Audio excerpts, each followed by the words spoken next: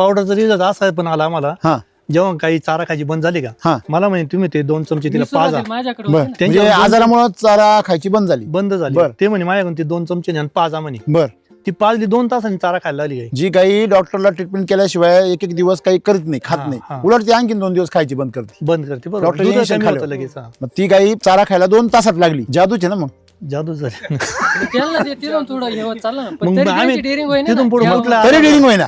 पण म्हणलं घ्या तुम्ही बर. माझी याच्यावर. दळिंद्री माणसाला सोडित नाही. हम्म. का बरं सोडित नाही माहिती का? ती दळिंद्रीने आपल्याला धरेल नाही, आपण तिला धरेल. हे बरोबर आहे. हे जे अज्ञान आहे धरलं कुणी. आपणच धरले. तर अज्ञान काय आपलं, आपल्याला वाटतं जे स्वस्त आहे ना ते फायद्याचं आहे. पण तसा विचार केला स्वस्त जर फायद्याचं तर मग डाळडा खायचा का बंद केला तुम्ही? डाळडा काय स्वस्त आहे ना. हार्ट अटॅक यायला लागले तेव्हा कळलं की ते 4 लाख नाही परवडायचे, हे तूप परवडल. बरोबर मिनरल मिक्सचर स्वस्त आहे पण त्यात फायदा नाही. नाही बरोबर. पण म्हणजे आमच्या मनात जे पहिल्यापासून लागलं का स्वस्त भेटलं म्हणजे फायदा राहतो, का स्वस्त भेटलं ते फायद्याचं असलच असं नाही बरोबर. नाही. तुम्हाला त्याच्यातून किती मिळतं, नफा किती होतो, व्यवसायाचा भाग या. आजूबाजूला अनेक लोक आहेत तुमच्या गावामध्ये डेअरीवाली नाही का, नाही ते तुमचे रिझल्ट बी पाहते तरी पण त्यांची अजून डेअरिंग होत नाही बरोबर. नाही. का नाही होत?